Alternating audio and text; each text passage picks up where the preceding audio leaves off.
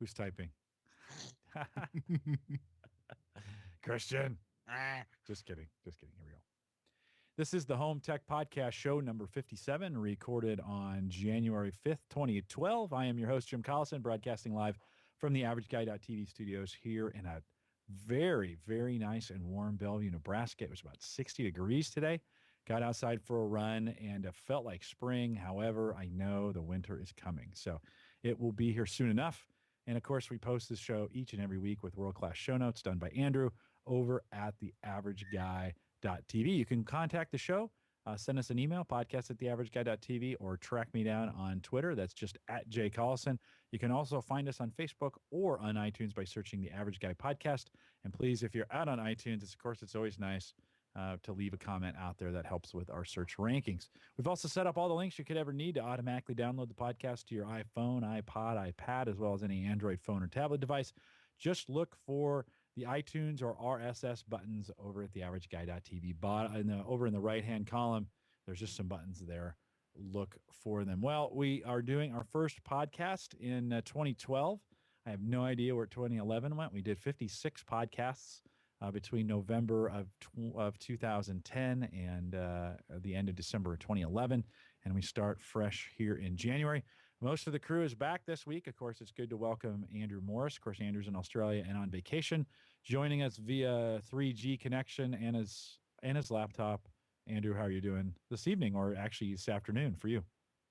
Yeah, doing well, Jim. I'm up here on the north coast of New South Wales, so about a bit over halfway between Melbourne and Brisbane, and it's raining outside and about 25 degrees Celsius and 95% humidity. Oh, lovely day to be at the beach. Lovely day to be at the beach. Nice and warm summer day for you with a little bit of humidity, huh? Yeah, a lot of humidity. Yeah, well, Andrew, welcome back. You've been traveling around the country, taking some holiday, and it's good to have you back. Yep, good to be back. And of course, back after a birthday celebration and a Christmas break, the guy behind BIOS Mods and bios-mods.com, that of course is Christian Johnson. Christian, feeling a year older this week or last week? I'm feeling pretty good. I'm not feeling much older. I don't think. I guess I'm going to keep it that way. Yeah. Did you have a good happy birthday? No, I don't know. Did we? We said happy birthday. I've actually boycotted the birthday song. Indeed. I don't allow it to be uttered. I can see that. That makes sense. Yeah, it's kind of hokey. I can appreciate that. Just saying. Christian, did you do anything fun for your birthday? Yeah, we went to go see the second Sherlock Holmes movie, which I really enjoyed quite much. It was pretty impressive. I think I'm going to go out tonight or tomorrow night and see that. Yeah. Yeah, good. Good stuff. Good tech in there, right? Yeah, definitely. Yeah, very cool. Well, welcome back. Good to have you back. And I'm sure you got a busy 2012 planned. Oh, yes. Yeah. Yep, lots coming up. And what's the tie? Is that you doing the board of directors again tonight? No, it's part of the school, the academy type deal. Nice. It comes with the job. Well, welcome. Well, doing his 7-week rotation and back for another crazy episode of the Home Tech Podcast is Bill Paulmenn. Bill, how are you? I am doing great. Great to be back with the trio. Yeah. Good to have you. And your microphone sounds good. Thank you. Yeah, you bet. Always good to have you on the show. What I always ask you this question. I ask the guys, what's kept you busy over the last couple of weeks? Of course, Christmas. You get any good tech? Did I? Absolutely not. Anything I bought? Yeah, but as far as gifts go, no, I didn't get anything fantastic. Nothing good, huh? No. Gave out some goodies, but that's it. Well, you're going to buy yourself some good tech throughout the year, right? Oh, yeah. I'm getting ready for the new Intel release, so saving my nuts for that. Nice. Well, at least you're not John Zadler. I don't know if you listened to the home service show a couple weeks ago. He was roasting his chestnuts. So, yes. Yeah. Forget it. That was a great line. If you're a home service show listener and you haven't gone back, go back to the show right before Christmas and listen to the outtakes at the end. Yeah, I was cracking up. Well, guys, appreciate you coming out tonight. It just seems like we were talking about this in pre-show. It just seems like, Christmas time was nuts for everybody. Seemed like last year when we were podcasting, I didn't have hardly any trouble getting anybody. And of course, it seemed like we're all a lot busier this Christmas than last. And so I don't know, maybe that just goes in cycles. Who knows? But being busy, and I just came back from a trip. I was out in Colorado Springs and drove back. Lots of travel going on during this time. I don't know, Bill, did you go anywhere for Christmas?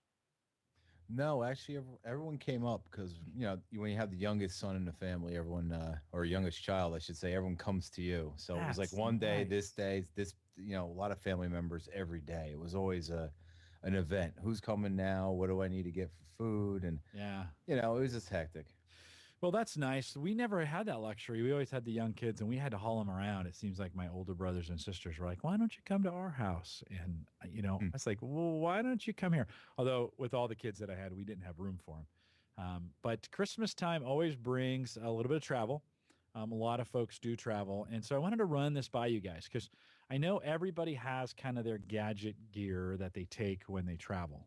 And on this trip, I really was a minimalist. Now, you guys are going to laugh when you say this, but I took 2 laptops and my phone. So that's probably hardly being a minimalist. But I took my work laptop. I took my own laptop because there's things I can't do on my work laptop that I can only do on my own personal one. So I take both. I took a phone with me when I traveled. And then I actually did a lot of Skype and some Google Plus off my phone, which worked really well. I took a couple chargers along with me. You got to have the right cables and such. And then one of the things I have, but I didn't take this time, was a battery backup, just an extra battery. My cell phone works so well now with that, I get a full charge off a day. I've rarely been taking my extra battery with me. So I wanted to run around the horn with you guys. That's kind of what I took on my trip. I used it all. I logged in.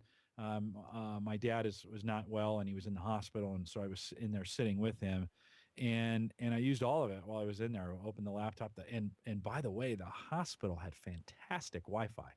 I mean, I don't know what's going on there, but it was connect and fast, and chatted with a lot of folks and did some Facebook updates and stuff. So if you haven't, if you need some free Wi-Fi, just stop by your local hospital. That wasn't sit in the lobby and get some Wi-Fi. And you know what? They had a Starbucks in the lobby. I mean, how good is that? Yeah. So it was nice indeed. I want to ask you guys, what's the traveling essentials when you go? So Bill, we'll start with you. I'm sure you've got some essentials when you do travel. You have some young kids or young child. You have one or how? Just one, yeah. Just one. Yeah, okay. one son. Yeah, 18 months. So little boy, what's the essentials from tech? What do you take? What's the essentials for you? Well, kind of like everyone else. I'm not bringing the video camera. I'll bring the SLR, the digital SLR, and a point and shoot, and my iPhone, and obviously every parent needs a DVD player, portable DVD player, so you can put in Chuggington and all that fun stuff to keep your child happy. Do you have a built-in TV in your car? Mine you can't play while the car drives. My wife's Acura has a flip down, so she can do that. But we also bring the portable too, so when we're at a house or wherever, we can pop it on. Sure. So those are your essentials? Yeah, just to try to capture everything you can, and use the iPhone for anything I want to pop on the social network real quick, and anything I really care about that I want to get quality, I'll use the DSLR or the video camera. Yeah, it's kind of crazy now. With the phones, right? It's just I did a couple of these, took a quick picture, 2 clicks to Facebook, little comment, you're done, and it gets updated and out there. And I met a friend, high school friend, hadn't seen 25 years there in Denver. And we took a quick picture. I sent it up. And by the time I got in the car and got to the bottom of the hill, it already had 3 comments. I was like, dang, yeah, guys, what are you guys doing? But that's pretty amazing. Andrew, you're on the road right now. What do you got with you? Let's see. Between the 2 of us, we've got 2 HP touchpads, one running Android, one running WebOS. I've got my work laptop. I've got we've got a smartphone each, and we've got another phone. and we don't have. I think we've only got one camera with us this trip. I didn't bring a camera, so we've got one SLR. Just a little. Yeah, I didn't bring the digital SLR, so we just got an Nexus 90 with us this trip. Is that a little point and shoot? Yeah, a little point and shoot Canon job. Normally we'd have a digital SLR with us as well. Okay. Light on protect. Anything light. Listen to you.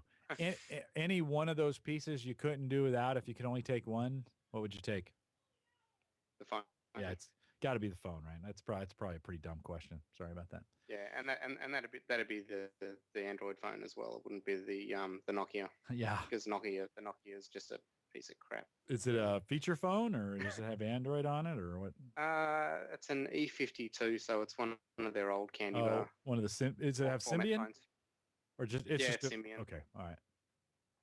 Yeah, so it's rubbish.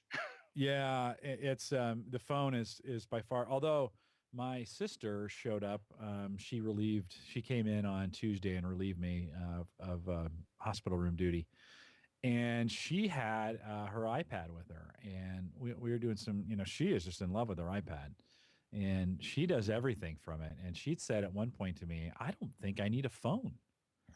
And we talked. I kind of talked her off the ledge at that point. You kind of do need a phone, but she could easily do kind of one of those feature phones that's just a phone, and then do everything else on the iPad for the most part. So that's at least where her life is. That's the kind of the way it worked out. Christian, any when you travel, what do you take? Netbook, HTC cell phone. Normally my Samsung camera, and that's really about all I need. Can you tether your laptop to the phone? I can, but if I were to get caught, it would be very bad. That's never stopped you before. Well, the firmware I have on here is not. It's like a modified version of what Sprint put out, and they included a Wi-Fi router software program in here. Okay. But yeah, if they started seeing that, even though I have unlimited, if they started seeing computer bandwidth usage, it would not be good. On the way, let's see, I was probably around North Platte here in Nebraska. So if you're listening to the recorded version of this, or you're listening live, go to Google Maps and pull up Nebraska. So I was planning to stop in Kearney to get Wi-Fi. And, my first thought was, okay, I'll find a Wi-Fi at a Starbucks, right? Because, of course, they're famous for having free Wi-Fi. And so I started, of course, while I was driving, I was doing some searching, of course, voice search, right, on the Android. And so I found the Starbucks, and it actually said it was closed on the website. So I called them, and that was wrong. Somebody had updated that incorrectly, and they were not closed. But I gave them a call and said they were actually in a Target, and I said, "Do you have free Wi-Fi?" And they said, "Well, no, we don't." So the ones inside the stores don't have free Wi-Fi. And I thought, shoot, where am I going to get Wi-Fi? And I thought, and then all of a sudden I thought, you know what? McDonald's now has Wi-Fi, and in competition, Burger King has done it as well. And I think you're going to see that kind of be most likely a standard offering here, just about anywhere. Christian, as you're carrying your net top around, are you finding Wi-Fi access difficult to get as you move around? I know Tim Hortons is normally very good about having open Wi-Fi, although it's whitelisted, so there's like only so many sites that work, and then stuff just stops working. But a lot of times I can actually open up my VPN connection and just bypass whatever stuff they have going on there and forward my gateway, which really helps. But it's still pretty widely available. At least where I am, there's always signals if you're in a public area. A lot more of them now. I've been like a lot of even the residential stuff is all web encrypted, because a lot of the wireless routers you'll see around this area are Verizon Fios routers, and when they install it, the tech automatically goes in and enables WEP. So right. Yeah, it's just in some rural spots, and of course where I live, anytime you leave the city, it's rural. At that point. That's harder and harder to find, but boy, McDonald's is everywhere. Starbucks is not. And so that makes just a lot easier, at least here, to get Wi-Fi. Bill, in your area, open Wi-Fi pretty available? You can. I think Bill had to He turned his. step out to Did he? read Thomas the Tank Engine. Either that, or did I miss his? Maybe I Yeah, missed you missed his. the memo. I did miss the memo. Let's see here. Oh, there he goes. It was on a different window. That's why. Well, that's very cool. Well, anyways, McDonald's kind of saved my bacon because I got logged in. I actually used live mesh and connected to my PC back here, and got the podcast started. Now, what I didn't anticipate, so I started the podcast remotely, and I was going to then call my phone from my connection back here, so I could join kind of the conference call, and then I was going to shut the laptop and just let it run right the rest of the night. And little did I know that when I would disconnect the live mesh session, it also stopped the podcast, Procaster, the software we use for the podcast. It disconnected that as well. Yeah, I was a little disappointed in that. Here I thought that would be a good option for remote podcasting, and that the disconnect, whatever signal it sends to disconnect, must have some kind of effect on the network, and it stopped the podcast. So that's kind of a bummer. Team viewer, Jim. Team viewer. Yeah. Well, yeah, maybe so. Maybe so. I have to try that at some point. Hey, Bill, you're back on. Yes, I'm back here. Hey, I was going to ask you a question. How's the Wi-Fi availability in your area? Wi-Fi is excellent. Actually, the cable company in my area, Cablevision, if you go in the major areas or major towns and cities, they have on every pole a wireless. So if you have your phone, you can connect all the time with your account and login. So you really aren't worried about wireless in major areas, obviously. Right. Okay, so it's like a WiMAX, right? Mm-hmm. Okay. Yeah. It works great. Nice. Well, so it's changing the equation. I mean, with the availability of Wi-Fi, just about, I hate to say just about anywhere, because that's not really true, but in a lot of spots, you can have connectivity all the time. And I had connectivity all the way from Denver to Omaha, and some of those spots are pretty barren. Pretty barren, and now some of it was roaming, which Sprint on Sprint roaming is free, so I had no problem switching over. And man, I use the heck out of my roaming data. I wonder what that's going to cost Sprint, or hopefully they don't pass it on to me. I don't think they will. But yeah, it's just getting pretty easy to make that connection. So it's pretty cool.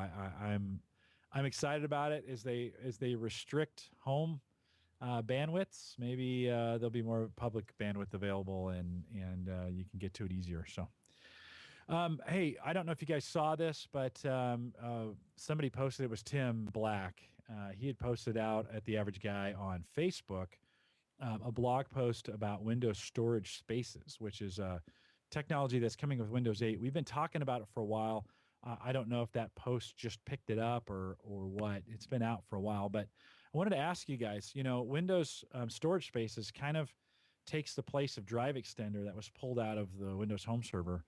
And basically allows you to put any number of drives that you want into your box, and at the desktop level, and it'll just software raid those together in a pool. I wanted to ask the question, not from a home server storage perspective, because we talk about that on the home server show, but I wanted to ask you guys at the local level, on your desktop PC, does that change the equation at all? And Christian, I want to start with you, because you're kind of the guy in the guts of your stuff all the time. If you had storage spaces available to you at the desktop level, does that change anything for you? I mean, do you start using that, or are you going to keep your single drive or your SSD or whatever in there to use to use it at your desktop? I mean, for me, really, our network storage is so built out that the only real thing that eats up this drive is the fact that I have like over 500 programs installed on this desktop, which really takes up space. But I mean, I keep most of the stuff. I would stay with single drive. I mean, there's really no advantage in my situation to start putting stuff back in the other direction. It's just kind of would be backwards from the steps we've taken to go to network storage. So you just have a single drive in your box right now, right? Yeah. I mean, the only time I would see more drives is not for storage, but for speed. If I was going to RAID 2 SSDs, take two, 64 gigabyte SSDs and throw them in RAID 0 and burn down the house, then, Right. That's one thing. But for storage, I really don't need it. Okay. Andrew, do you see any use at the home level for storage spaces? For me, only for a home server. I tend to keep my data separate from my system drive where I can.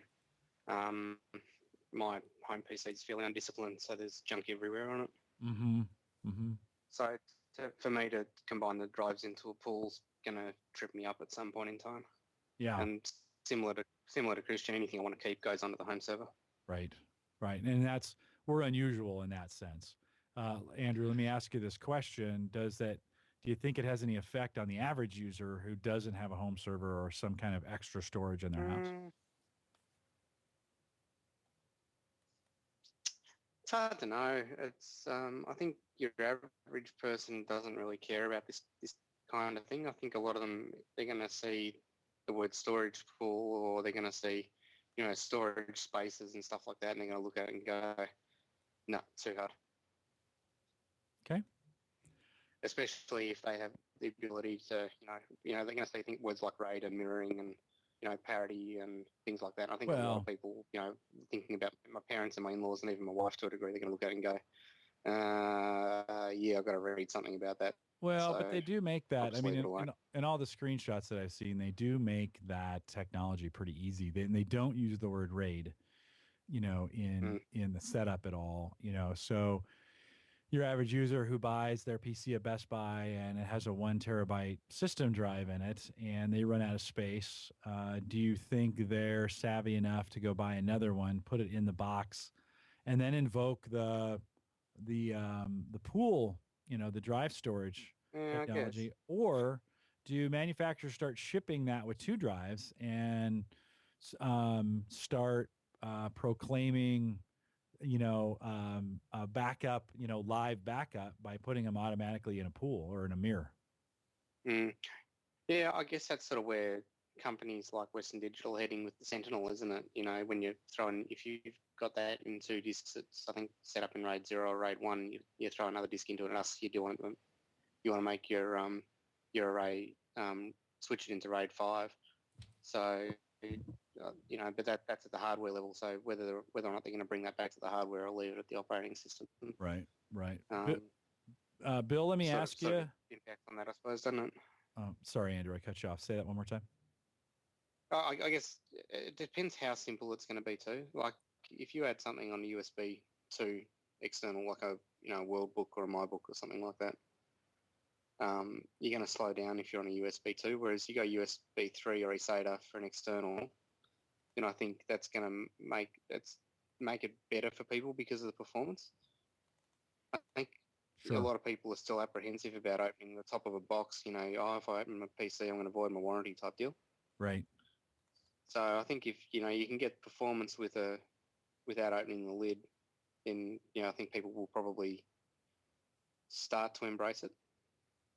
But I think it's still something where it's, they're going to pick up the phone to the family support guy or whoever it happens to be to say, hey, what does this mean? I plugged a disc in, it popped up and said, do I want to do blah with it? If that's how they're going to build the technology into the OS. Right. Bill, you do a lot of PC support for your family. If this option is available, does it change the way you help your family, or, do you see it as an option for you to help them with some of their storage space if you're not necessarily going to put a home server in for them? Yeah, when I first saw the post, it was interesting. The rumors have been all around for the past, I guess, 6 months about it. What I can think of, and if not, it's not going to, apply to myself or you guys, or anyone in the chat, but for the average person that you're helping, when they get full of their 500 gig hard drive, this is an easy way to go and just add another drive to their system, make it into the pool, maybe make it larger, more, not so much for the mirroring or the parity, But as far as like getting the most out of a cheaper disc and doubling it up with another one, just to get the pool bigger because drives right now aren't cheap. So I'm thinking for the person with the older computer that, well, they might not have Windows 8 on it. It might blow the whole theory out of the window. But I'm thinking there's a place for it. I'm just not sure how it's going to fall in line with the average person. Yeah. So let's run just a quick scenario out there. So your sister, right, has purchased has an older PC, or let's just say they have a new one. It's got this Windows 8 technology on it. It's got one drive on it, and it's a terabyte, and they filled it up. And they say, hey, what do I do? And is one of the suggestions though, or do you lean on this and say to them, well, you know what, just go buy another hard drive. I'll come over and put it in, and then you enable the storage space to just the storage, Right. to expand that out. Yeah. Do you do I that? think that's how I would do it, and then use the cloud as a backup. Okay. That's how I would probably go at the normal person. Okay, for the average person. Christian, Yeah. is that something? How would you handle that? Is that something you'd use in that way? I don't really. I mean, it's possible, but I like to keep things simple where there's not another software technology involved that you have to go back and teach people and tell them you've put it on their system and that kind of deal. So, Yeah, it does add another level of complexity, right, for them in some regards. A little bit, yeah. Do you think the average person is more inclined to see two drives logically, and that makes sense to them, or if you expand it to one drive, they're happier because they don't have to think about it? No, I think people get the idea. I mean, most people I know who are like average users understand the idea of, two physical drives showing up in my computer and what can I put on the one drive and what can I put on the other. But I think a lot of people who, have these massive video archives, have these massive picture archives, they're just buying external 1 terabyte hard drives and putting it on there and not even worrying about occupying PC space. Yeah, so, I mean, whenever someone says they're running out of space, they're like, oh, just, go buy a external hard drive. And I think that's what a lot of people are doing. Right. Yeah, my sister-in-law, I stayed at my brother and sister-in-law's house, and I was in her work area, and she had 6 1 or 1.5 terabyte drives lined up on her shelf, and all of them were all her pictures, right? Wow. And she has 6 because they use 3, and then the other 3 are for backup. So they're in 2 places. And I said, what if this room burned down? She said, well, that would be a bad thing, right? Yeah. So you gotta think through that piece as well. But there could be some, I don't know. It'll be interesting to see how good this is. And I do think this adds a new tool to the toolbox for the average user, and especially when you're trying to help people. I guess depends on how they use their system and what their needs are. But there might be some opportunity, I would say, I don't know, at the OS level, kind of nice to put 2 drives in and run the OS on them and back up one up to the other. I mean, that would be an easy, and you can do that through the motherboard as well. Set an easy RAID 1 where they mirror. And so maybe that's a moot point. Most motherboards now come with some kind of RAID on them. Yeah. Although I think this is probably a little bit more fault resilient. So I think this is going to tell you if a disk is is looking like failing. And yeah, I think the downside of it, from what I'm reading, is that it's not going to allow you to boot from it. So it still assumes that you've got something like an SSD or a dedicated spindle for your operating system. Okay. And then this is where you put all your data. Yeah, I think I remember seeing that as well. Yeah, I think where it'll shine though is if they do another release of home server on the Windows 8 server platform, and if this technology's in it, it's going to bring back. It's effectively going to give us back drive extender. Well, it's interesting because we talked about, we talk a lot about this a lot on the Home Server Show, and here there had been some talk of the old drive extender making its way into the Windows. Eventually it would make its way to the Windows platform.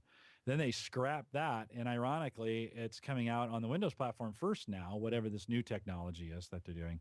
and it will migrate its way. Hopefully, Yeah. it'll migrate its way onto small business, Windows Home Server and Small Business Essentials. It will most likely migrate its way onto those platforms. Now, the real question is, how does it handle? The reason they removed Drive Extender to begin with is because the way it interacted with applications. Will it have enough robustness to, so to speak, to handle the problems that the original or the second generation Drive Extender had? I don't know. There's some good questions there.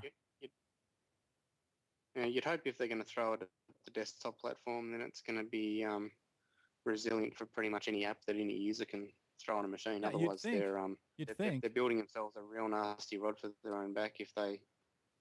Except if Andrew, they build something at the enterprise level, you might have some where you have multiple users signing in to the same, to the same box and accessing data simultaneously. Whereas at the desktop level, you don't generally have that kind of is it called multi-tenancy? Is that what that's called? I forget. I may not have that. Something like yeah, that, yeah. I may not have that terminology correct. So it'd be interesting to see what this does and a sneak peek of what's ahead in Windows 8, quite possibly. I know we'll test the heck out of it before it goes anywhere, and hopefully we'll see this in some kind of beta sometime soon. Andrew, in the show notes you threw out, let's just change. We'll get a little lighter here. You threw out this audio. Yeah, sorry, that was a bad pun, wasn't it? You threw out a link for AudiBulb, which is a wireless light bulb music system. I'm taking a look at this thing. This is pretty cool. Yeah, I found it a couple of weeks ago before Christmas. I can't remember what I was looking for. I think I was looking for low power LED downlights because we're on a bit of a power saving kick still out here, and came across this one, and it's something that looks really cool. What it is, it's a sound distribution system that plugs into your household light bulb sockets. So you unscrew your traditional light bulb, you screw one of these audio bulbs in, which has a built-in LED downlight, and then it comes with a base station that you plug in your Apple device via your 30-pin connector or a regular 3.5 millimeter jack, and it'll distribute the sound out through these new light bulbs which you then got in your ceiling. So, for an average person who wants to be able to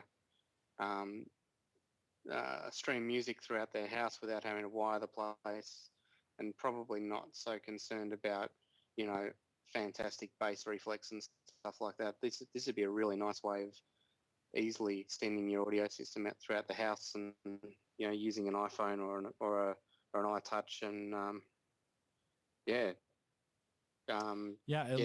those tunes where you want them. It looks pretty cool. It does say you can create 2 different zones in the house, and they say configuring the zones is as simple as in the initial setup. And so you could have one in the kitchen or maybe down one in the basement and one upstairs, and get kind of the whole house. Although it's not really a whole house, but do you really need that stuff in your bedroom? So get some mostly house music experience.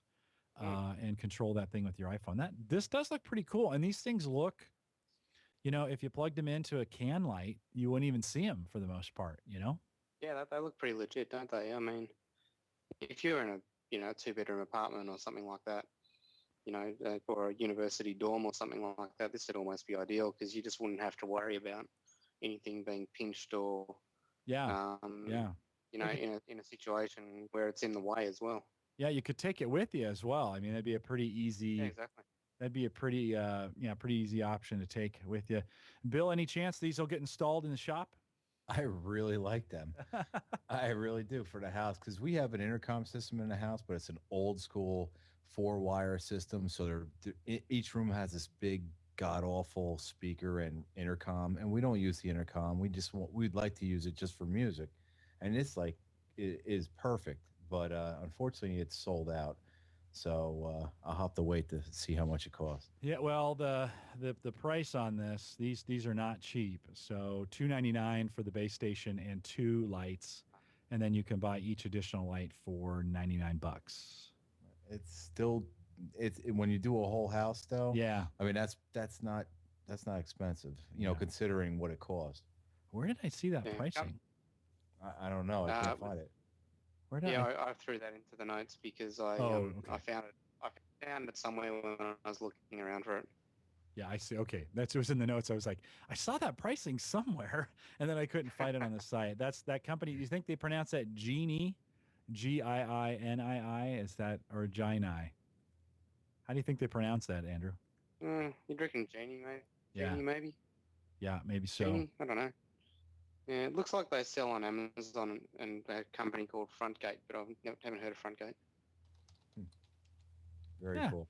Yeah, pretty cool little setup. One, if you've got an older house and you don't want to rewire, or two, if you want to take it with you, and you don't care. I imagine the audio on these is not to Bose quality, but it probably good enough for just some background noise if you got friends over, or you want a little solo piano playing gently in the background on a misty, rainy. Oh, I'm sorry. That was a book I'm writing.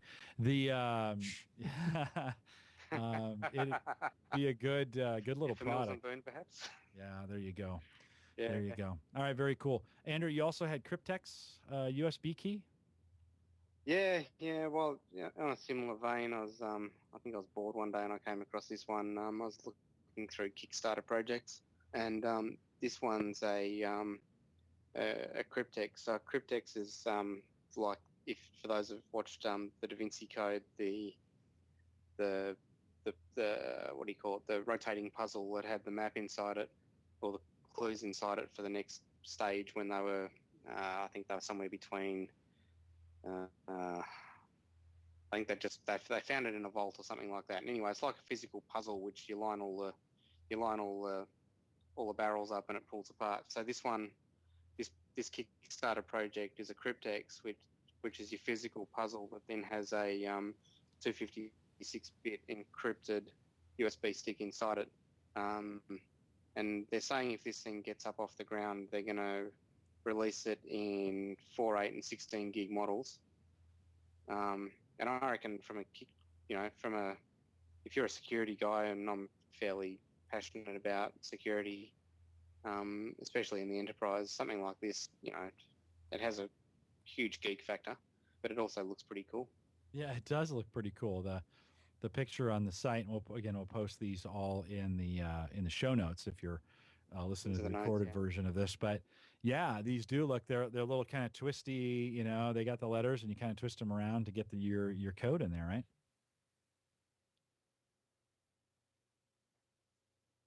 Yeah. You're getting a little. And I've just thrown the link into the chat. It's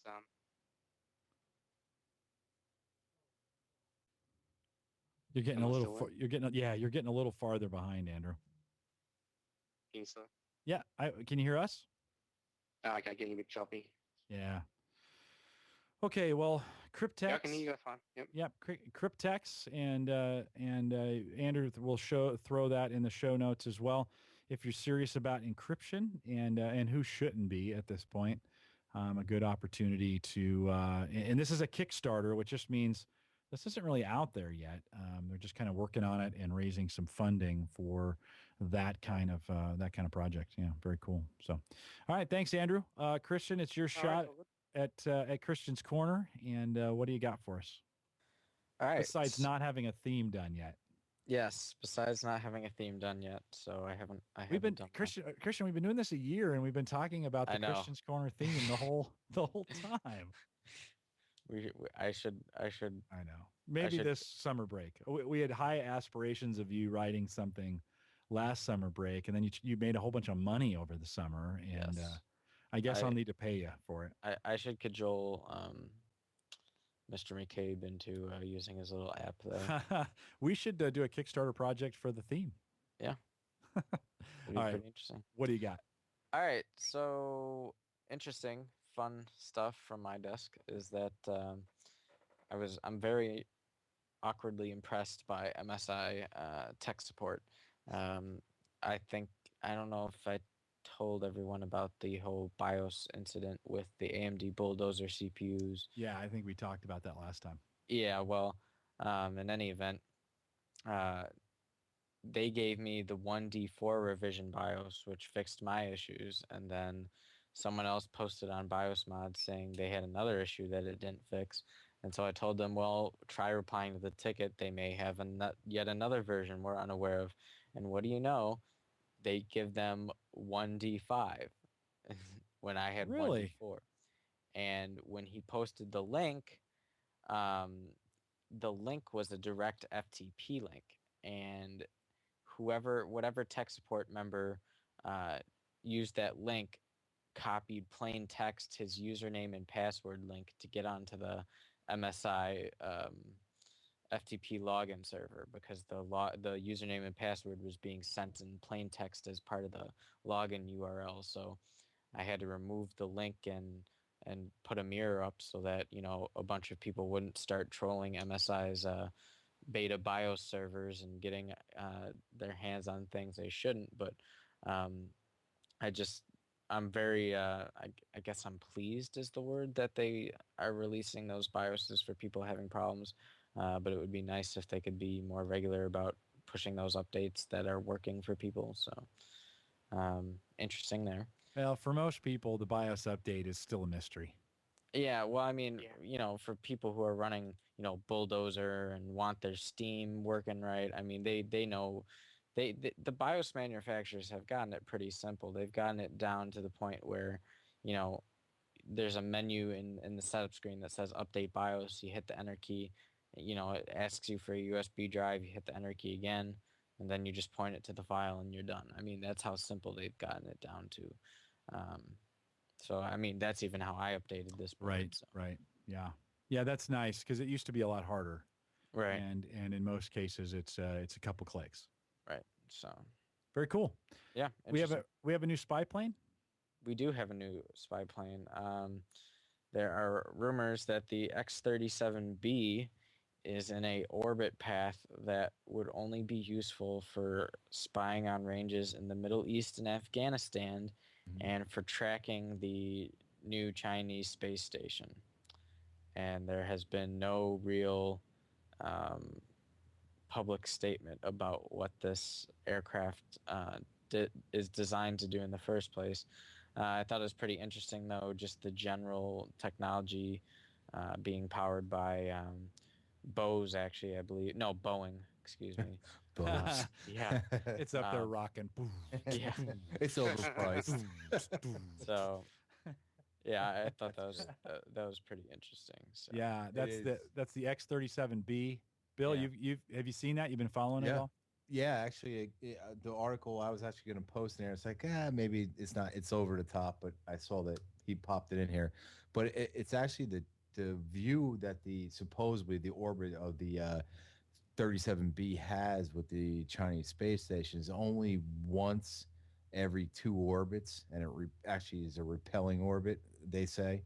But it's real interesting. Mainly it's to focus, I think, on probably Iran and what's going on over there. You know what I find most interesting is that amateur skywatchers are tracking this thing. Oh, yeah. You know, it says it was launched on March 5th, 2011, and amateur skywatchers have been keenly tracking it ever since. Pretty interesting that the Air Force is trying to keep this stuff secret, and we got guys with telescopes on the ground. You know, NASA has trouble tracking all the things that are up there to begin with, and we got amateur guys who are tracking the spy satellites. Yeah, low orbit too. If you can find out the actual dimensions and circumference of your orbital flight path that you're looking at, you can create an Excel sheet and figure out all the values yourself to get the azimuth angles for where it's going to be on each X, Y, and Z axis, and it's relatively easy to match that to a time zone and figure out when it's going to be in the sky if you're an astronomy buff. But I don't really see why anyone would get in a tizzy over someone pulling out their telescope and seeing a little dot in the sky. Yeah, well, I don't see why. Well, we're shocked that it's over the Middle East and Afghanistan. Right. You know, I hope that's not a shocking revelation that that, hey, while we're up there, let's put it in an orbit that can view the Middle East and Afghanistan. Oh, and if it just happens to swing by a Chinese spy satellite every once in a while, Well, More Eh, pictures to take. at least this isn't an aircraft that can get shot down in Pakistan and then just magically disappear. explode. Mm-hmm. Yeah, although it didn't blow up very well, there were some pieces of that thing left over. As I look at, so this thing isn't made to come back down, right? I mean, as I'm looking at the picture of it, I assume that's some kind of representation of it. Yeah. But it's not. It's meant to stay up there, right? It doesn't come down at any point. Indeed. Yep. Okay. Yeah, but it can move its orbit. I thought it could actually change its orbit. So it's got some thrusters. Am I wrong? No, I imagine it would need to have some, right? I mean, you're not going to put a spy satellite like that in place in one orbit and then not make it be static. Not be able to make it move. So it must have some kind of thrusters on The it. design concept shows boosters. That happens every podcast. Christian's the, phone is ringing. The design on the back of that picture there shows boosters. Yeah. You can see the little thrust-it rockers. So yeah, I thought that was cool. What would surprise me if it was on a pattern over Australia? That would surprise me. That'd be funny. We got no laugh at it, Andrew. No. Hey, we're friends of you guys. We still got to So check up you on you. Think, Andrew. So that's what we want you to We're a friend. believe. We're a friend. We're a friend. Oh, well, come and get your crap out of all gaps then. Now we've got we've got a huge listening station in the middle of the country that's manned by US Right, military. So yeah. Very No, important. it's all good. You guys are our friends. at the moment, at least Andrew, you're our friend. What, you found oil? Yeah. Oh, I hope they never find oil in Australia. That'll be over. What else do you got, Christian? Just really quick, it was interesting. Saw that the new LG Spectrum has a 1.5 gigahertz CPU. So in the last 2 or 3 years, we've gone from like 500 megahertz CPUs to 1.5 gigahertz CPUs. Yeah, it's a lot. It looks a lot like and it's kind of designed a lot like the Samsung Galaxy 2. Yeah, it looks nice. Yeah, it's a good looking phone. And let me just say, now that I've traveled with my phone, I love it even more. And it is just a slick phone. I still need to reboot it every once in a while, but with Android, something hangs up and it's just clean to get it. It's good to get a clean, restart on it. But man, that thing is speedy and fast and takes great pictures and does everything it's advertised to do. So I imagine with this dual core 1.5 gigahertz and a 4.5-inch screen, it is going to be just dynamite. 8 megapixel camera. And I wouldn't ever go 3D with these phones. Just a single camera is just fine. And it's a good looking phone. Is that your next phone, Christian? I don't think it's being carried on the Sprint network. So you'll have to get the Galaxy 2. Yes. It's a great phone. Great phone. All right. You looks like you got a note in here for me. Yeah. I wanted to see if we ever figured out if iTunes, the 10.5.2 update is still I should probably, Sarah, if you're listening, come on down here because she had all that info on that. She did. I saw a post, but I never. So she had found out. She called Apple and said, "Hey, what's going on with this update?" And they tried to kind of, they tried to kind of dismiss it, and there were some other things, and she figured some things out. So I'll see if I can get her. Oh, she says hang on, so she'll come down here in a second. Go to your next story, and then we'll have her give us an update. All right. Well, this is actually two cool things. I just noticed for the first time that Google Audio Search now shows up like in desktop. So if I go to Google, it'll automatically pick up my microphone, and I just click the little microphone icon and talk my search query, and it's like dead on accurate every single time. That's pretty cool. That is a nice feature if you haven't seen that. Yeah, neat. And the really cool thing, deal of the week, is a free deal of the week. So what kind of better deal of the week is one that is free? If you are a student, Microsoft has this new thing called DreamSpark, where if you can prove that I'm pretty sure it's for high school too. If you can prove you're a high school or college student, they will give you, there's a range of applications from Server 2008 R2 to SQL to Visual Studio. So all these high-cost software and development servers and tools that would normally cost you a large license, Microsoft is giving free for people who are in high school and college. And do you need to have some kind of EDU email address to make that work? I don't know if it's just EDU or proof of the fact that you're enrolled in a college. I would imagine doing the EDU address is the easiest way to prove that, but Right. I'm not too sure what the registration process is. We had purchased. They'd had some kind of software deal for students, and they did require you to send the request in from a .edu account, and then they sent the number back to you to buy. I don't know, it was Office for $50 or something like that Right. back in the day. And so, what are the Christian? What are the titles that you can get on this?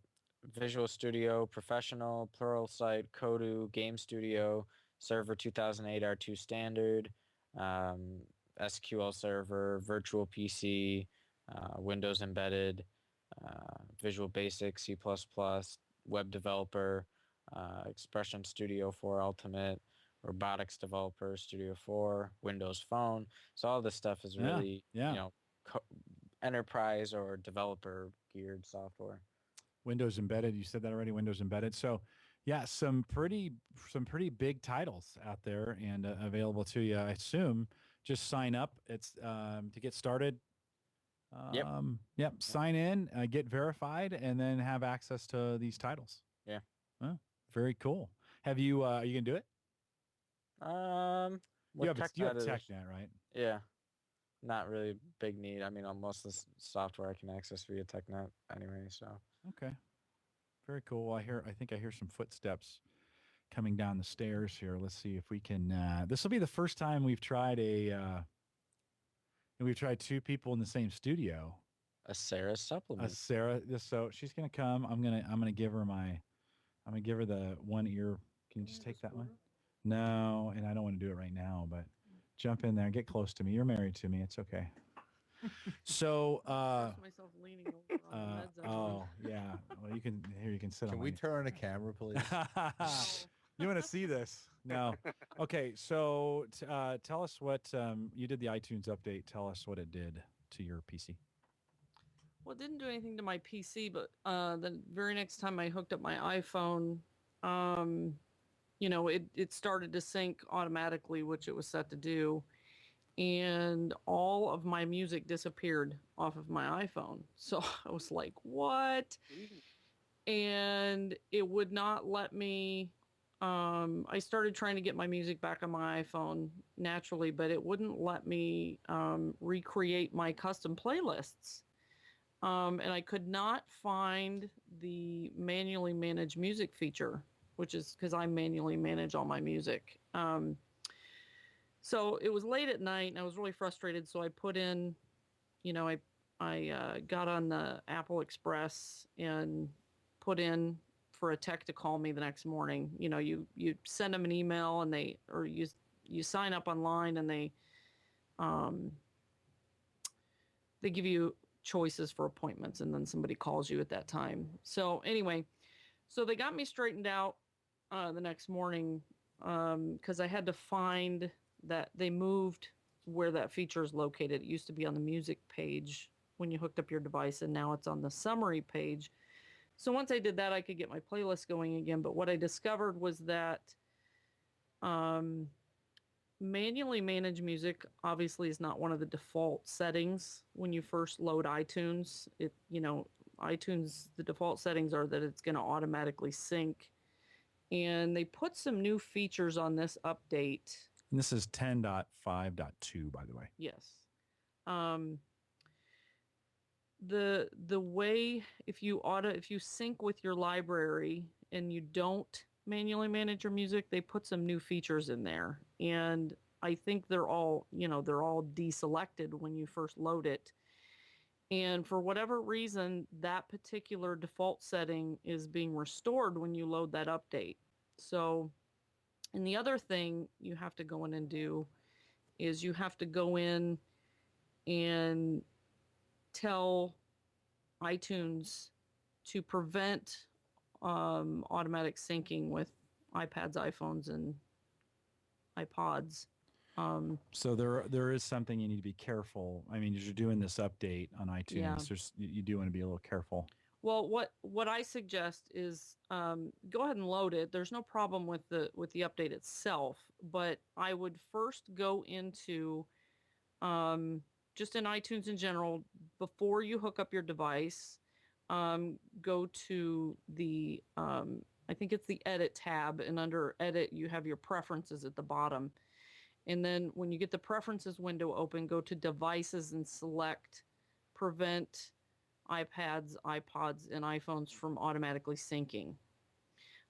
Then go in and hook up your device and get your settings how you want them. And then if you want it to auto sync, go back and do that. But you can't tell it to manually manage music until you hook up your device. And for me, obviously that was too late and my music got wiped off. So that's just the one thing. I did put a call into Apple and tell them that this was doing this, because after I had this problem, I took my daughter's laptop and I checked her settings, the way she keeps her things, and then I loaded the update and went back and looked at her settings, and they were all back to the defaults. And it's not supposed to do that, but it did it. So Is that Windows only? that's for Windows. That's not on a Mac. That's all we have. Yeah. I mean, I have a Mac, but we don't sync a iPod to it. Yeah, I think I wouldn't put iTunes on any PC, so I have a Mac Mini just for that and the weather station, just for iTunes. Right. Yeah. I don't trust it. Oh, yeah. Well, That's that's the first time I've ever had any major problems. So, but they were receptive. You know, Apple, they have good support. So Oh, they do. Yeah. they were like, thanks for letting us know, and we'll pass that along. So, but I know my son's friend, the same thing happened to him when he first hooked up his iPod Touch after he loaded the update. His music got wiped off. And then, my son hooked up his iPod and there was no problem. So it must have had to do with the way he had his settings. the way he had it configured versus the way you had it configured. Right. What do you think, guys? Should we have her on the podcast more often? Do you see the way she explained where those settings were? She wasn't even looking at anything. It's amazing. Natural. She should be on the. A lot of tech support. Yeah. You got to have an accent, though.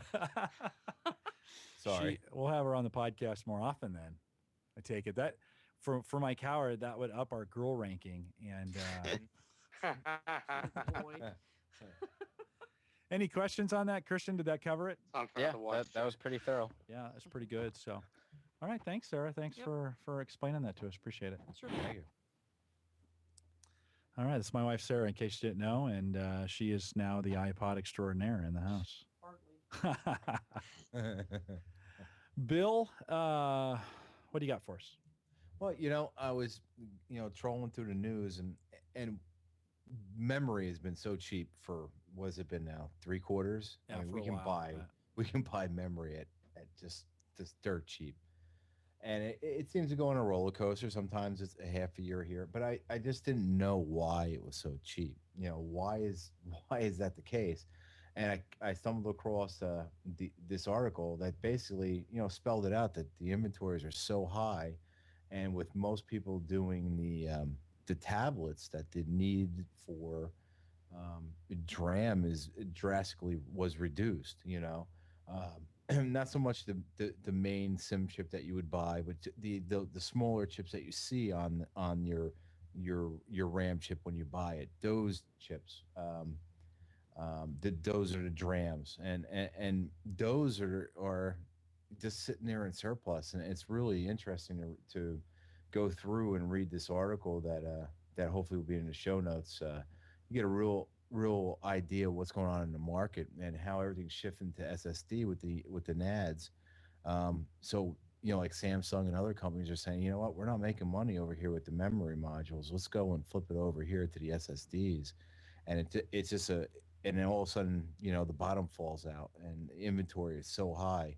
So I think we're going to have a good 2 quarters with buying whatever memory you want for as much as you want. Yeah, I mean, for as little as you want. Right. I think if you were ever going to upgrade, now is the time, right? I mean, we've been saying this forever on the Home Server Show, but in here as well.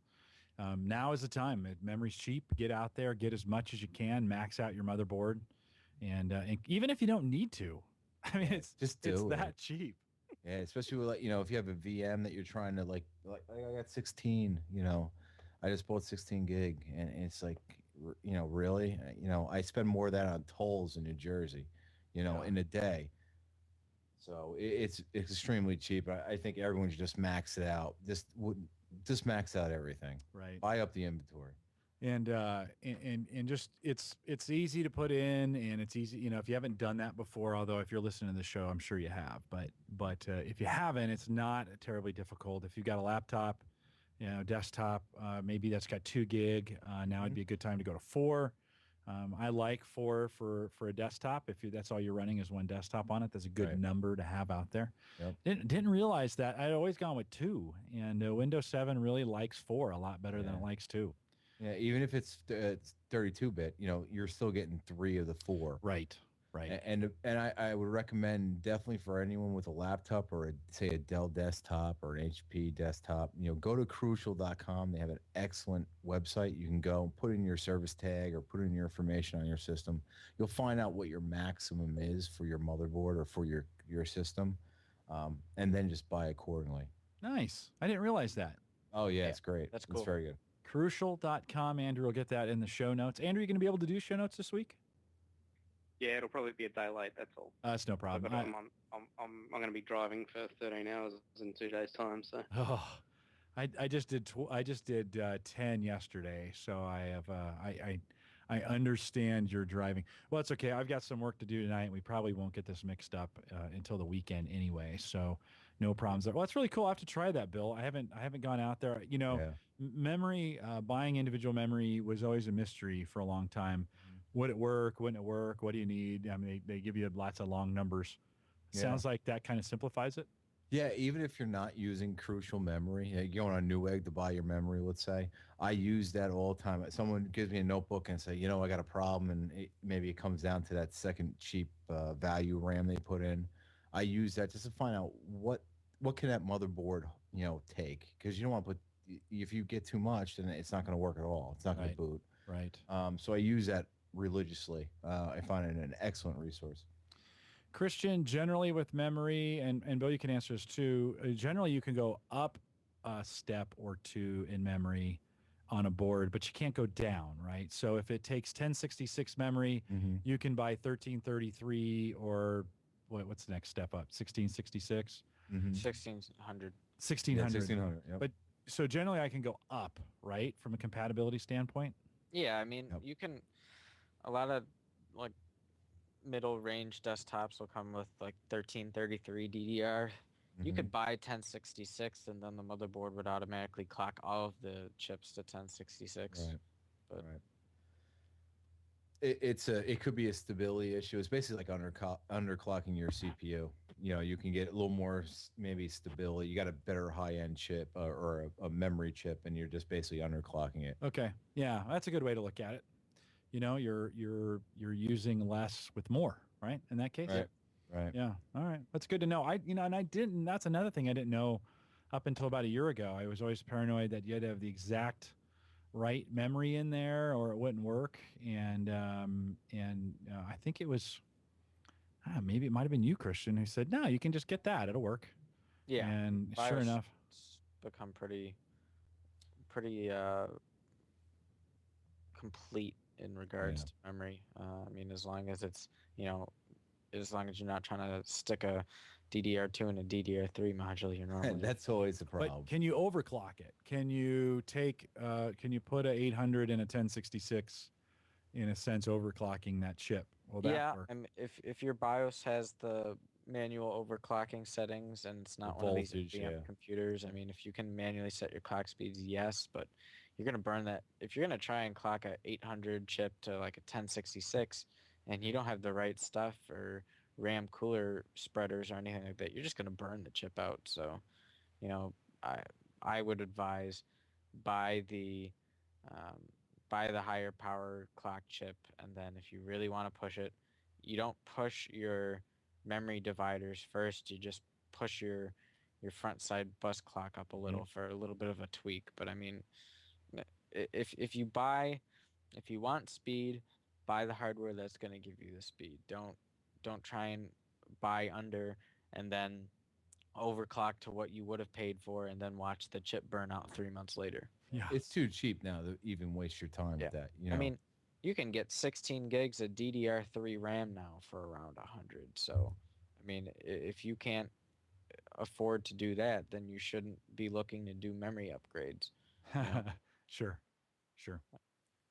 Oh, it's good to know. It's just I didn't. Again, I had been pretty back when I used to sell memory out at Computer Renaissance.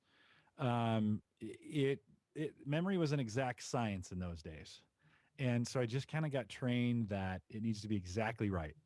And think about this would have been 1998, and motherboards were not as sophisticated, and those they weren't as good of adapting or adjusting. And if you put the wrong memory in, you could ruin the board. Yeah. And so I did that once. Did you? When I was like, it was when the Vista Beta came out, so I must have been like 6. Yeah.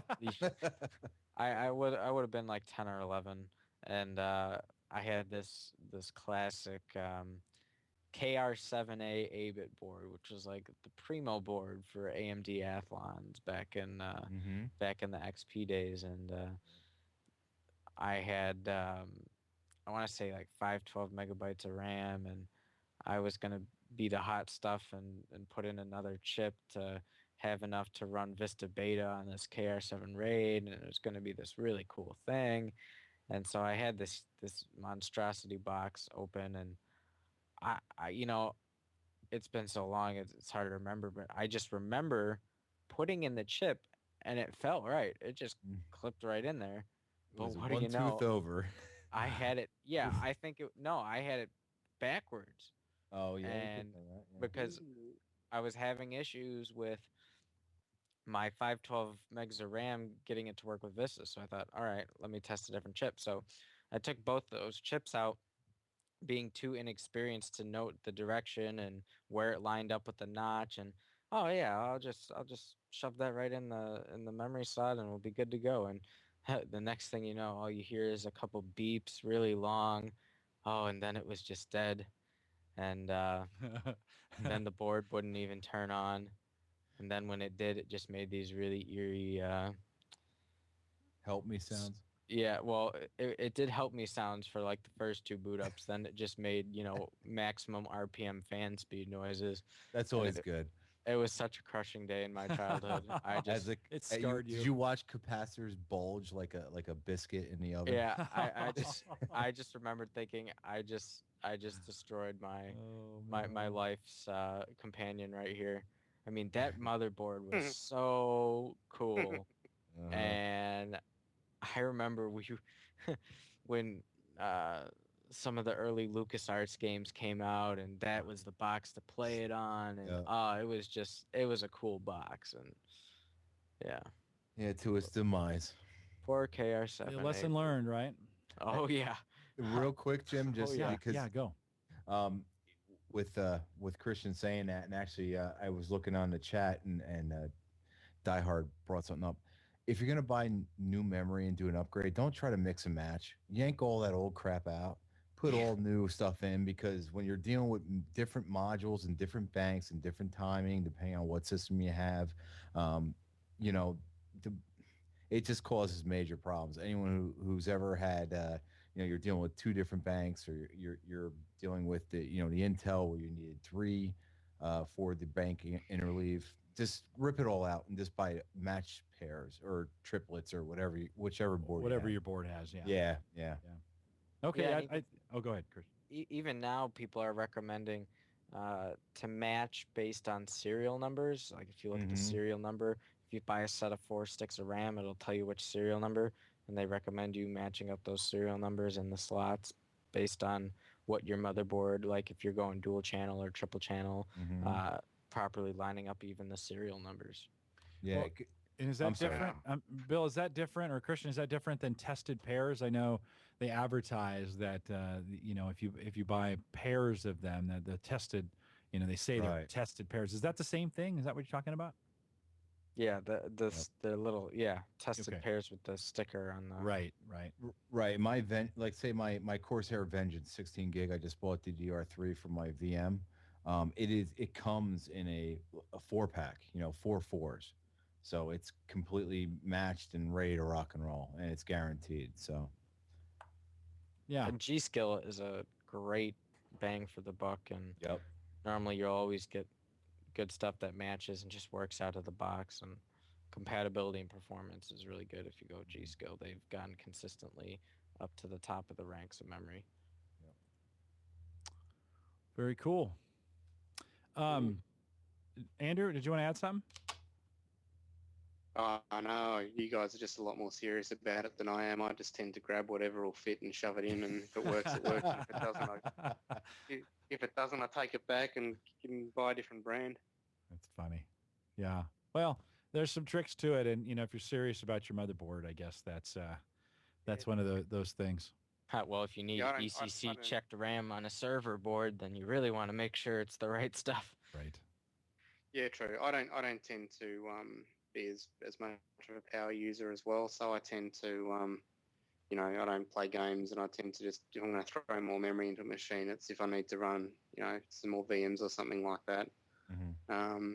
For testing, but I don't tend to get too carried away with needing a high powered machine. I think the best powered machine in our house is my wife's, and it's a E40 E something processor, so 2.5 gig Pentium. So yeah, A9. yeah, thereabouts. It was funny because I had a customer's box here, and he's like, "Oh, it's an old Dell," and he's like, "Can you just put more memory in it? I just want to get it by another year." It had RAM bus memory in it. I'm like, I should take this and throw it out the window now and watch it hit the ground. I don't know if anyone tried to buy that memory now. It's like $9,000 for 512. I'll take a photograph of it for posterity. Yeah, right next to my Commodore 64, my VIC 20. Well, even now, it's actually even interesting. I had never really noticed. If you read Server 08 Microsoft support stuff, they will automatically off the bat not give you technical support if they find out you're not using ECC checked RAM. What? Really? And what does that mean, Christian? That means that there's an additional. If you look at RAM chips, normally they have 8. You'll see 8 little memory boxes on the silicon piece. With ECC, you have a 9th that checks the parity and the data going across the RAM. So if it sees errors, it'll automatically check and clean them out of RAM. And that's and is that memory then a little more expensive than? Yeah, not very more expensive.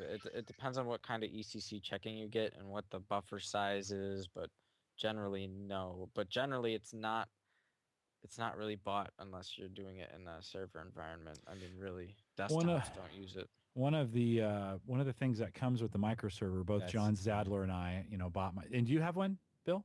No, but I remember hearing that the microserver takes the ECC. It does memory. take ECC, and right now, Kingston ECC at Newegg for that box that would work $83 for 8 gig, which at about $10 a gig is a little expensive. Mm-hmm. I think I could probably get 8 gig of just regular memory for a little cheaper than that, don't you think? Yeah. Yeah, And now now you can run regular RAM in the microserver as well. It doesn't have to be ECC. Oh, okay. And now you can go to biosmods.com and download your personal HP ProLiant Unlocked BIOS Edition, which will allow you to adjust your memory timings. Wow, you went British there. I was going to say, nice accent. Is that Phoebius and Ferb? That's great. That was almost like the Skype call testing service. Yeah. Welcome to the Skype call testing service. Yeah, see, he does that pretty well. You've heard that a lot. All right, so I don't necessarily have to go ECC on the microserver. No, I've got a couple running for friends and personal clients that just run regular RAM.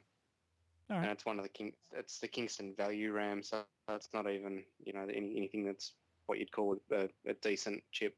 Yeah. That was using the Kingston Ram Finder, and the only criteria was it can't be too high because of the power supply, because it'll short out when it gets, if you put sticks in it that are too high when you slide the little tray out. Sure. Right. Yeah, you got to be careful with that. You can't get the stuff that's got those coolers that sit up really high. Yeah, exactly. Yeah.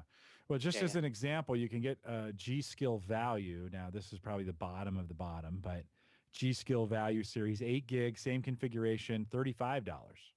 So, Bargain. Yeah, that's less than half the price. $10 shipping. That's kind of surprises me. Usually RAM has free shipping on that from Newegg, but yeah, well, $45 for the Ripjaw series, G-Skill Ripjaw, 8 gig, same configuration, $45 with $10 shipping. So this is the one that got the little teeth, the little cooler on top. Yep. And Andrew, do you think those would go in there? I think they'll probably be a little bit too high. Okay. The chips I put in had probably 3 or 4 mil clearance to the metal cage above the motherboard, and you slide it out. Okay. So you need something that's around about the same height as the chips that come with it. Okay. And you'll get. So Bill's showing right now. Yeah, those are it. Yeah, so those might be a little high, Bill. Yeah. Kill your video again for me. Sorry, it messes with Andrew's audio. And it kills my bandwidth. Isn't that interesting? We're all connected that way. Well, it's good because I was talking with John earlier in the week. Mine has 2 gig. I run Windows. In fact, I'm running Windows 7 on it right now for the podcast here. It's actually the PC that runs my microphone, and real convenient, easy to use. When I'm done, I can pull the Windows 7 and slide in Windows Home Server 2011 and fire it back up, and it goes right to 2011. So kind of a dual purpose box. And I'm Turn it not. off first? Yes, I do turn it off first, Andrew. Thank you. I was doing a demo online Andrew and I think maybe Rich were chatting, and I was so excited about how these drives just came out, and I pulled one right out, and they're not hot swappable, and it was the OS drive. So you know what? Not ironically, that's the wrong word. Amazingly, it stayed on for. It ran for quite a while. A minute or two before it shut itself off. So, Windows 7 gracefully could handle its OS drive being gone for a minute or two before it shuts itself down. That was kind of cool. I didn't realize that. All right, gents. One more thing before we go. We're a little over in time, but one more thing. One of the things Facebook rolled out this week, actually I think it was last week or maybe even 2 weeks ago, but it's been rolling out slowly to everybody, is this idea of a timeline. Yeah. And I was a little skeptical at first, but I tried it and switched over to it. And at first I was kind of like, oh, I don't know. It replaces the profile page of old. And the more I use it, the more I like it. It does a nice job of summarizing some of your activity. If you're a person who not only likes to tell everyone where you're at, but then go back and look and see where you were at, there is some summary options in there. It shows you pictures that you've posted, things you've posted, places you've been. One of the nice things was it has places for January, right? And so it shows all the places I checked in when I was out west in Colorado last week, and kind of a nice little, nice little change. And so if you haven't checked that out, it should be available for just about everyone now. And you just need to enable the timeline features, and it will change your profile. One of the things that inspired me to do is I did some military service back in the 80s from 1986 to 1992. And I've never really documented that anywhere in the last 25 years. And so I'm coming up on our 20-year anniversary of getting out. And so I went to my profile. You know how you can put in your employers and stuff? And I couldn't remember things. I was like, so what company was I in? And, I could remember where I was stationed, but some details were starting to drop away after 20 years. So it kind of inspired me to go back in there and update some stuff from 1986 through 1992. because I'm realizing that I don't really have that documented anywhere, and it would be nice to have it at least someplace because I want to know that information, at some point in time. Now, Facebook may not be the place forever, but at least I've got it someplace, right? Yeah, it's captured. Yeah. So if you haven't tried that yet, love it or hate it. I think again, at first I didn't like it at all. But it does have some functionality. It lets you drill in by month. So it'll show all the years where you have available data. And then if you click on that year, it'll break it down into 12 months. And you can actually click on individual months and go back and see what kind of things you were doing and what you were posting and where you were at and the pictures that you posted and stuff like that. Pretty cool little feature. I gotta say, if you're looking for some kind of scrapbook like or some kind of history, it's a timeline, right? They've done a nice job on this. Has anybody else checked it out? Yeah, I had to play with it. I think it's pretty cool. And I don't know if I switched mine over or not, but I will be. Yeah, Rennie says that a big gap in your timeline indicates prison time. or a sabbatical away from the internet. Yeah, maybe so. Maybe so. There's some fun. It's kind of fun to roll through this. There's some things in here I kind of forgot about, and it's very cool. So anyways, if you haven't checked it out yet, give it a roll. All right, gentlemen, it's our time is up, and like I do every single week, I appreciate everyone who came out to listen, both live and those of you who are listening on the recorded version. If you're new to the podcast and you didn't know, we do record this every Thursday night, 7 p.m. Central, 8 p.m. Eastern, over at theaverageguy.tv/live. And you can join us. We've got a chat window that's open, and there's some good comments out there. I want to thank the guys that came out tonight. John, good to see you, and Jay, as well as Rennie. And I'm sure I'm missing somebody else in there. Of course, Sarah, who also joined us on the podcast.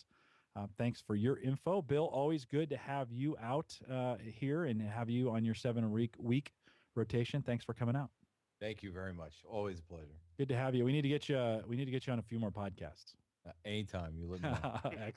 Excellent. Andrew, appreciate you taking the time tonight to work up some kind of 3G connection so you could get connected from your winter or summer retreat, wherever you're at, and appreciate you coming out. It's most definitely summer and not a problem. It's always a pleasure. Good to have you out. Christian, thanks for, as you do each and every week, thanks for your spectacular commentary on all things technical. And you know what, I think we mentioned this, right? You've just have a brand new BIOS update, right, for the N40L, that microserver. Is that available through you? Do you Yes. Okay. Yes, you can go to the bios-mods.com/forum, and in the unlocked AMI BIOS section, you will see HP ProLiant microserver, and there is a thread, and it has already been tested by one user who was able to flash it without a problem. So there's also instructions you could follow from the MediaSmart if there was some sort of catastrophe, but there's a very low chance considering that it was flashed successfully. So you can head there and check it out. We're still looking into S3 sleep options, and some people are saying Wake on LAN doesn't work with Linux right, but I don't really believe them. So you can go check it out. It's pretty cool. Does that one unlock the eSATA port to make it full speed as well? There's a separate mod that a separate guy did off of BIOS mods that gets all 6 ports doing ACHI. This one I know has the ACHI menus re-unlocked, and I'm not, one of my team members did this one, so I'm not sure if 5 and 6 is enabled for ACHI, but okay. Jump out there, Andrew, and leave a comment. That'd be the best spot. I need a box to load it on first. Has somebody, Christian, put it in the Home Server Show forums that this is available? Not sure. That would be a question for Maybe John. that would be a good John Zadler thing to do. John, if you haven't done that yet, and I know you're listening, maybe this deserves a post out there at the homeservershow.com, or at least in the forums. And because I think our community sold those things out. I'm pretty sure when that thing went on sale for $250, I think we bought just about every one that was available. to them. They did sell out of that original whatever lot they sold. It'd be great to know how many that was, but a bunch of people bought them. Again, that's the HP ProLiant microserver N40L. And Christian, would that work on the N36L as well, or is that a different BIOS? That's another one I'm not sure on, but if someone makes me a BIOS backup image, I can run a comparison and see if it's indeed the same BIOS or not. Very cool. Okay, good stuff, guys. Thanks for coming out tonight. This will do it for the Home Tech Podcast. We'll do it all again next week, 7 p.m. Central, 8 p.m. Eastern. And if you have any questions, comments, things you'd like us to cover, stories you'd like us to do, shoot me an email, podcast@theaverageguy.tv. Have a good night, everyone. We'll catch you next week. All right, take care. See you, folks. Thank you. Have a good night. All right. Good job, guys. Nice work. Not bad for the first podcast of the year. Sweet. I like the little How's bit. this? Oh, go ahead, I Andy. was going to say, how's this? I've got a 200 meg cap on this 3G connection, and I've done 168 meg in the podcast. Bye. 168 meg or 100? Yeah. And you have 168 meg. No, it's you a have a- 200 meg cap. Oh, so you're getting really close. Yeah. I've been sitting watching it, and I've shut down all the browser windows. Well, we better Live cut that you. way. We better cut you Shut loose down all then. the Oh no, it's okay. It's only ticking away lightly now, but at one stage it's hammering up. I'm looking at it going, "What are you doing, you bitch of a machine?" Oh fuck, it's doing a Windows update. Yeah, that could screw you in a hurry. Let me Yeah. turn on my video. That will help. Yeah. Yeah. Thanks, Bill. Yeah, that did. When you turn on, Sorry. you were pixelated pretty seriously at that point. Andrew is the weakest link. I want to show the difference between the Ripjaw and the Corsair Vengeance. I mean, the size is yeah. amazing. The difference in height. The Ripjaw isn't that big at all compared to the Vengeance. And they've gotten real stylish with those things. I mean, yeah. Right. make You're up right. the look. Yeah. I think Colors and I think it's more a look than it is function. yeah. Back in the slot A days, we didn't have those fancy memory modules. Back on my Commodore 464. We used a house It's like, fan. Go ahead, Yeah. Andrew. Because I was going to say, because everyone gets their friends over and, hey, look, have a look at the color of my RAM inside my PC. Yeah. Well, Yeah, you're gaming right. gaming PCs have all those windows in them now, right? I mean, they kind of That's right. put those windows in there to encourage, look at my bad, computer. You know what? That only thing that encourages is you taking the time to actually, route your wires nicely. Right. That's the only thing it encourages. Yeah. Because I prefer black sides on either side and fans going so fast that if you want to stick your finger in there and see what's going on and rip it off. Get away from my box. That's hilarious. Yeah, those are actually blades. Yes. And if you So Brings you a didn't whole put new this- meaning to a side fan, doesn't it? you didn't put the sandbag on there quick enough. that would be awesome.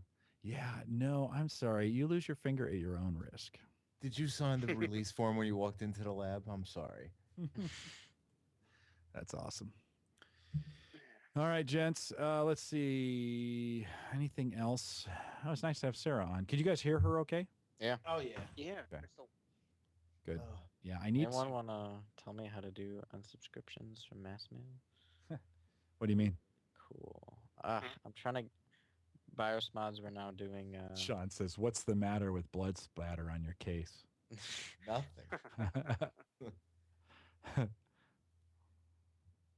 We're trying to do... It ceases becoming a silent fan once you stick your finger in it because there's someone running around going, Go ahead, Christian. We're trying to do monthly newsletters for BIOS mods now that there's a ton of traffic to keep people updated with the new stuff coming out. So, Do you guys have a Facebook site? Twitter. Why Some- wouldn't you just create a Facebook page and use that as your newsletter?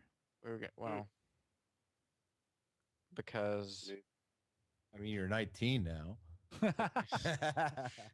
No, because he's not. with email newsletters, you're gonna reach all 30,000 forum members. With Facebook, it's whoever decides to go and join.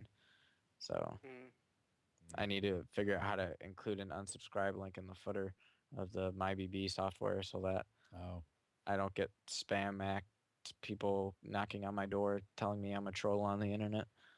yeah, that is kind of a bummer. Well, but yeah, okay. I get your point. Mm. I see your point and raise you 2 points. Oh, by the way, it's Isaac, the bartender Remember, of the. Great power comes with great responsibility. Say that again, Bill. I just wanted everyone to know that it's the bartender on the Love Boat. It's his birthday yesterday. So Really? Happy birthday, Isaac. Yes. Isaac, the bartender from the Love. If you read the Woot was funny today. Yeah. Yeah, it was pretty good. Over at woot.com. Yeah. You know, you get the email like there's another Droid tablet you got to reboot 14 times a day because memory leaks out the yin yang. So it said, you know, this one's out to him. It was funny, but I'm old, so. Ted Lang, a.k.a. Isaac, the Love Boat bartender. Thank you. Because there was only one bartender on the whole boat. That's it. That's only it. one. And I'd wear his ass out in the whip. Sorry. He didn't stand a chance. He'd be the richest guy on the boat. That's You hilarious. were recording. No, I just shut it off. Thank God. Crap. I can wait till next week to hear that one. That would have been a great outtake. Dang it. That's Oh, geez. awesome. Yeah. Have you taken a cruise, Bill? Actually, I love boats, love fishing. You know, on the East Coast here, we do a lot of it, and no matter where I travel, from Tahiti to the West Coast, where I always go out on a boat to go fishing. But my wife can't stand them, so I try to tell her that the new cruise ships they have stabilizers, they got engines underneath that keep those keep everything doesn't rock or nothing, and so no, I haven't. Well, that's too bad. Yeah. Now I know why so many wives fall over the edge. Yeah. Well, your luck would be you tell her all this stuff, and then you would go during the storm of the century. Oh yeah, Right. that exactly happened. Hey, Woot's got a Roku XDS 1080p streaming player on Woot Sellout for $60. The HD one. Yeah, 1080p. Oh, cool. Yeah. Although I had a long discussion with Rich yesterday on the way back from Colorado. So I was talking to him via Google Plus in the car. And I set the phone up on the dash out of my, kind of out of my vision a little bit, on the corner. But I could see him, just if I'd look over every once in a while. And we're having this great Google Plus conversation from about Brush, Colorado till almost to the Nebraska border. And he had taken his Roku back in favor of Western Digital. Yeah, I asked him how he was doing over the holidays, and he says, I'm going to Best Buy to return my Roku. He loves that 30-day return policy. He just sucks it right to the last day. He wears that thing out. They must know him. They're like, oh, not again. There's that He's guy. got his receipt. Oh. Although I think he was missing a receipt at one point. He tried and they wouldn't take it or something. Yeah, wow. The he loves that. He loves that return policy. Yeah. It's tough though with those boxes. It's a shame too because there's so many that are around that price point, and you're just missing one piece here or one piece there, and if you can combine them all, you wouldn't need an HTPC. You just need to combine all of them together. Yeah, well, and I don't rip my DVDs, and so my problem with it is we still watch DVD movies.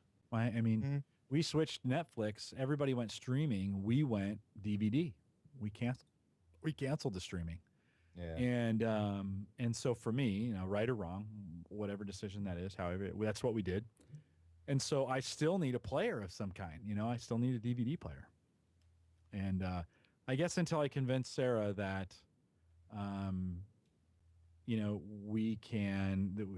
we should go streaming, I'll always have to have some kind of I'll have to have some kind of home theater PC out front or something like an Xbox that'll play DVDs.